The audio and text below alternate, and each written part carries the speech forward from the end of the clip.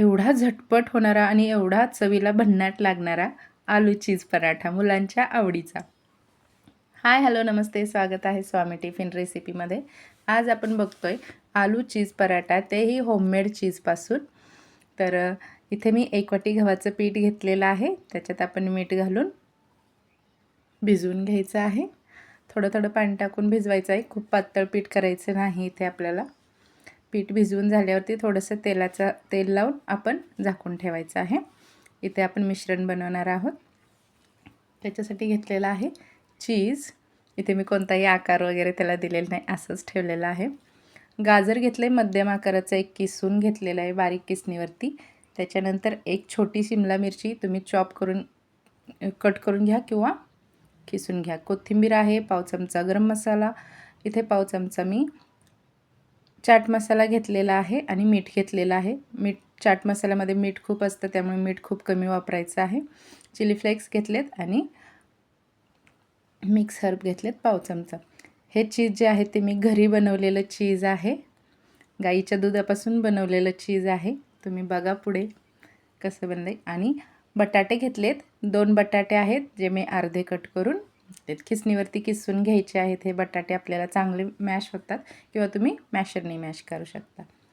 त्याच्यात शिमला मिरची घालायची आहे, गाजर घालायचं आहे किसलेलं, कोथिंबीर घालायची आहे, मिक्स हर्ब्स घातलेत पाव चमचा गरम मसाला, चाट मसाला, चिली फ्लेक्स आणि मीठ. इथे मला थोडं जास्त वाटलं मीठ म्हणून मी थोडं ठेवलं, कारण की खारट होतं, कारण चाट मसाल्यामध्ये भरपूर मीठ असतं. तर इथे चांगलं मिक्स करून घ्यायचं आहे अगोदर बटाट्याचं सारण आणि हे गाजर शिमला मिरची. त्याच्यानंतर मी हे जे बनवलेलं आहे चीज ते टाकलेलं आहे आणि चांगलं त्याला एकजीव करायचं आहे. तुम्हाला जर रेसिपी हवी असेल चीजची तर मला नक्की कमेंटमध्ये सांगा, मी अपलोड करेन. तर साहित्य आपलं मिश्रण तयार आहे. आता आपण पराठा लाटायला घेऊया. तर एक मध्यम आकाराचा गोळा घेतलेला आहे मी पिठात बुडवून त्याचं आपण पुरणाच्या पोळीला जसं करतो त्या टाईपमध्ये वाटी बनवून घ्यायचे. तुम्हाला वाटीमध्ये जमत नसेल तर तुम्ही सरळ लाटून पोळी करू शकता. पोळी लाटायची छोटीशी, त्याच्यावरती सारण ठेवायचं. हवं तर तुम्ही तीच पोळी दुमडा किंवा अजून एक छोटी पोळी वरतून लावा. आणि याच्यानंतर आपण भरपूर असं सारण भरणार आहोत. याच्यात ते मिश्रण जे आहे ते भरणार. थोडंसं पीठ टाकायचं जेणेकरून ते चिटकणार नाही. पूर्ण असं बंद करून घ्यायचं आहे. आणि इथे आपल्याला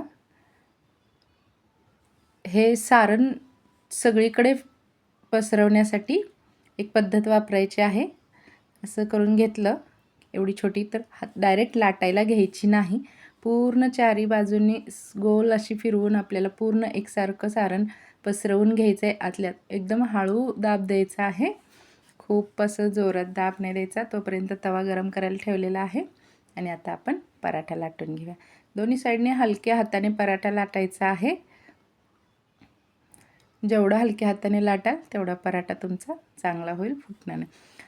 तूप किंवा तेल अगोदर भरपूर टाका, कारण आणि स्पेशली नॉनस्टिकचा तवा वापरा, कारण की चीज असल्यामुळे ते खाली असं चिटकून बसतं तव्याला. त्याच्यामुळे आणि असा हाताने फिरला पाहिजे, तेव्हा तो चीजचा पराठा शेवटपर्यंत व्यवस्थित निघेल, नाहीतर तो मध्येच चिटकून बसतो. आणि गॅसची फ्लेम एकदम मध्यम आचेवरती ठेवायची, मंदही नाही आणि हाय फ्लेमवर तर बिलकुल नाही. आणि सगळीकडून आपल्याला पराठा छान असा भाजून घ्यायचा आहे. तुमच्या आवडीनुसार तुम्ही तूप, बटर, तेल काहीही लावा. आणि चांगला खरपूस असा पराठा भाजून घ्यायचा आहे. मी तुम्हाला दाखवण्यासाठी हे पराठ्याच्या वरच्या साईडून मी थोडंसं चीज लावून घेतलेलं आहे, की कसं मेल्ट होतं आहे ते. तर आणि चांगला भाजून घ्यायचा, खरपूस असा पराठा झाला पाहिजे. तुम्ही बघू शकता कसं चीज मेल्ट झालेलं आहे.